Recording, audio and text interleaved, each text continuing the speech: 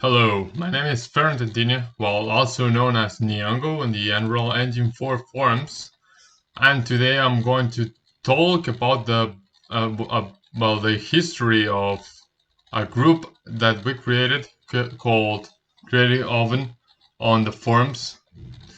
A video game company called CreativeOvenStudios, and it all began about 2013, about that year, and we began with CryEngine 3. And I met someone called on the forums called Victor Blanco, V Blanco, and we found CryEngine. Well, this is the first. We found CryEngine so hard, and he told me, hey, you could use UDK because in the CryEngine I could only make very simple stuff, right? And so I decided to agree with him and go to UDK, Unreal Engine 3, one of the best engines ever. And yeah, then in the forums of Unreal Engine 3, I met Mikkel with a recruiting post, and so we met each other in Skype, and we told, and he agreed to make most of the 3D assets of the game, right?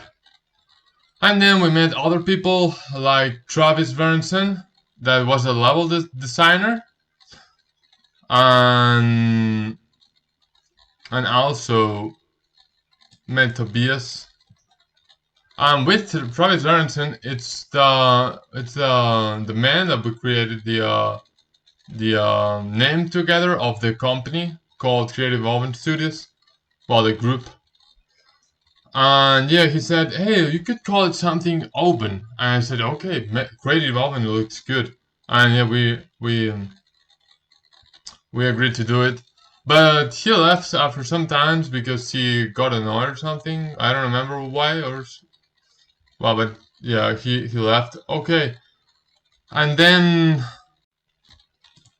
alright, let's keep moving. So, with this guy who told me about UDK, Unreal Engine 3, and other stuff, that was called Victor Blanco, we started a fight on if we should do it multiplayer to start or single player, right? And I made the first demo, which was on a single player, and people seem to played it in NDTV website, in the Indie TV website, and yeah, and and then I made another developer called Riccagla, which was a musician, and he made the soundtrack of the game, the first tracks, not the whole soundtrack. And yeah, Victor wanted to lead the team. He wanted to be the leader, but I decided to, and there was a lot of fights, and we disagreed on a lot of stuff, and we talked a lot of crap about if Catalan should be independent or not. Well, that's irrelevant, but if we didn't do well together, I decided to kind of kick him from everything. So yeah, I removed him from the Skype group and told the other guys to, hey, don't listen to this dude because he just wants to ruin everything and blah blah blah blah blah. Noob stuff, right? Noob stuff. And then there was another guy called Corey Perold, and with our noob mentality, we made him quit. But he made good stuff, but we were like not designing good stuff, and right, he got annoyed with us and left. Alright, then we met Tobias Jessup, which I met from another group that I helped for. It was a first-person shooter. I don't remember the name. I think it was Delta Fox Games or something like that. And he said, "Hey, I can make the animations of the game." We used Blender for it. With Blender, we made most of the animations, but they were not really good, so I decided to make animations myself, and we combined both his animations and my animations, and I think it worked out pretty well. Alright, then I met Enrique Gandara from Spain. Alright, so basically the main character of the game was made by Mikkel Arn, but it was not really good. It, the materials weren't so good. It didn't look very good, very suitable for our game design. So I decided to say, "Hey, Enrique, can you make a character for us?" And he made it.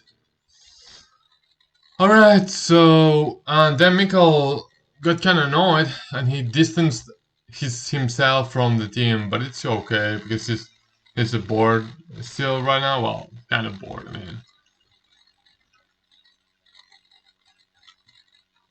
Then Unreal Engine 4 got released in by 2015, and he said, "Hey, move, man, move to the other engine." I said, "No, cause the game won beta.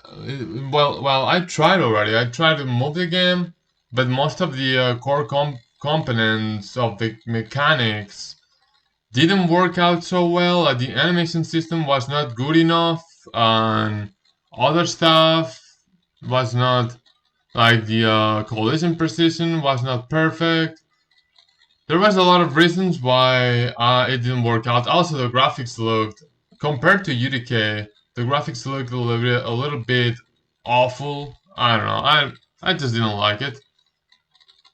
Alright, we released some more versions from 2013 to nowadays, and yeah, at some point in my life, right, I tried to suicide because I got problems, mental issues, but I recovered, and I quit. Yeah, well, I fell from a cliff or something like that. I don't remember what they told me, and so I recovered, and I quickly released what we got from Gora to the Steam, right? To the Steam and an indie DV, and we released it. Pretty simple, right? And yeah, now, now, and we from then to now, we sold 66 copies with a value of 200 euros, so because it's like 3 euros each copy, and yeah. So yes, Steam has to send us the money, but they're not doing so. I don't know why. Maybe because I set the threshold to be 1,000 or something. But I don't know. Well, and then I moved, and instead of making Gora a poorly monoblade ripoff, I made some survival mechanics on the game, and so I released it with different, like it was open world, fully open world instead of monoblade, which was is semi open world. It was fully open world, and yeah, Mikael kept making arenas, which is good, and I added them. And then I decided to, and we also made a Kickstarter campaign, but we failed it pretty bad. So after we kicked Victor Blanco, we made the Kickstarter campaign. But let's be better before. And yeah,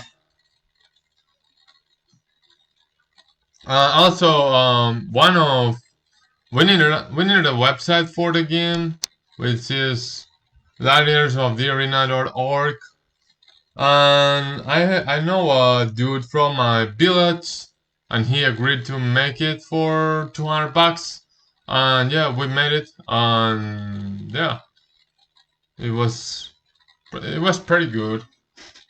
But yeah, website is not really relevant, but it's good to have it. It's good to have it. And then I started to make the campaign of the game in 2020, like the campaign, like the story-based gameplay, and was pretty good. But it is pretty good. I mean, I'm still making it, but yeah. We're now making, at this stage we're still making stuff, and well, we're making some other future goals and stuff, but yeah, that's pretty much everything for the history of CreativeOvenStudios, and that's how I remember it so far. There's a lot more to explain, but um, that's pretty much everything. So